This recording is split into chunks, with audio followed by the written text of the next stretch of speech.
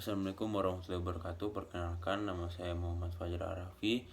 Jadi saya akan membuat video untuk mengerjakan kuis pertama matkul sistem kendali. Untuk yang pertama, klasifikasi sistem kendali, yang berikan sedikit penjelasan mengenai sistem kendali waktu kontinu dan waktu diskrit. Dalam sistem kendali itu ada dua, yaitu sistem kendali waktu kontinu dan waktu diskrit. Untuk waktu kontinu sendiri, di mana semua sinyal kontinu itu berada dalam waktu. Untuk sistem kendali yang waktu diskrit, terdapat satu atau lebih sinyal waktu diskrit. Lalu yang B, jelaskan mengenai sistem kendali SISO dan MIMO. Jadi sistem kendali di sini juga terdapat dua jenis, yaitu SISO dan MIMO. Untuk sistem kendali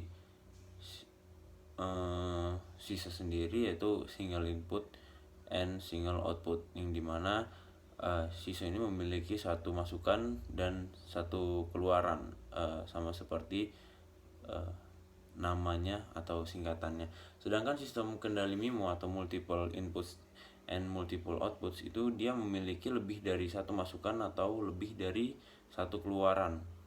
Lalu yang C, jelaskan mengenai sistem kendali loop terbuka dan tertutup.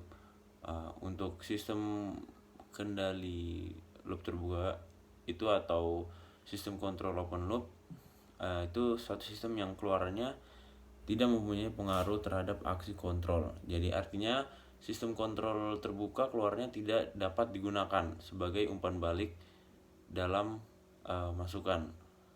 Berbeda dengan sistem loop tertutup, dimana karena disebut closed loop, sistem kontrol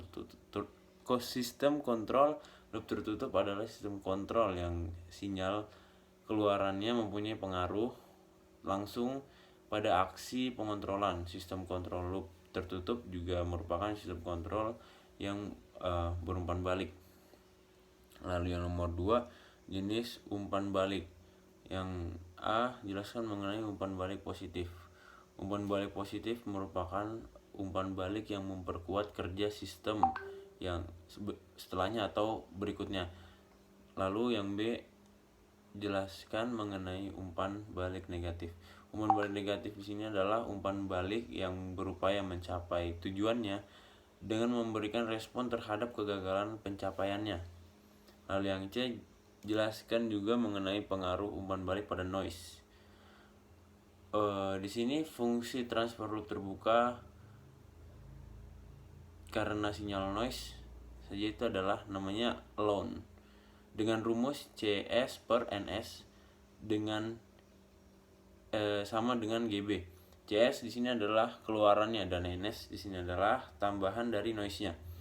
Dari RS dari loop terbuka akan mendapatkan G. Tetapi karena ada noise di situ terpengaruh seperti mendapatkan umpan balik atau feedback. Nantinya sinyal GA akan berubah menjadi sinyal GB karena ada pengaruh dari noise itu sendiri. Fungsi dari transfer loop tertutup, fungsi transfer loop tertutup karena sinyal noise saja adalah CS per NS sama dengan GB per 1 plus GA GBH. Misalkan ingin melibatkan feedback, akan mengakibatkan keluaran dibanding noise-nya akan menjadi seperti itu. Terdapat di persamaan 7 dan persamaan 8. Dalam sistem kendali tertutup, penguatan karena sinyal noise dikurangi dengan faktor 1 plus H GA GB, asalkan suku 1 plus H itu lebih besar dari 1. Lalu soal nomor 3, sistem kendali model matematik. Yang A, jelaskan mengenai model persamaan diferensial. Model persamaan diferensial merupakan model matematis domain waktu dari sistem kendali.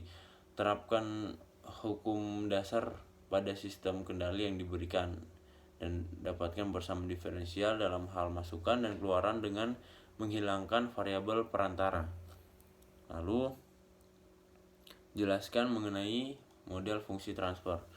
Model fungsi transfer ini adalah model matematika S-domain dari sistem kendali. Fungsi transfer dari sistem linear time invariant atau LTI didefinisikan sebagai rasio transformasi Laplace keluaran dan transformasi Laplace masukan dengan mengasumsikan semua kondisi awal adalah 0. Lalu yang terakhir nomor 4, jelaskan mengenai pemodelan sistem mekanik translasi. Sistem mekanik translasi bergerak sepanjang garis lurus. Sistem ini terutama terdiri dari 3 elemen dasar, yaitu massa, pegas, dan despot atau peredam.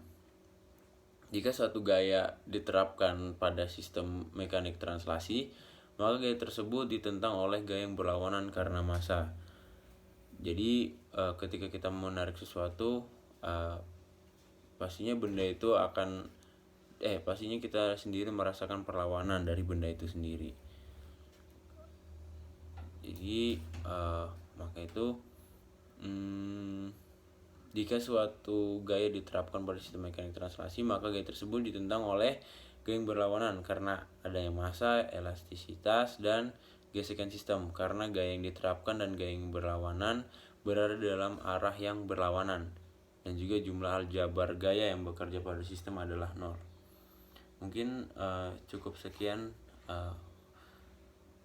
video dari saya, kurang lebih mohon maaf. Assalamualaikum warahmatullahi wabarakatuh.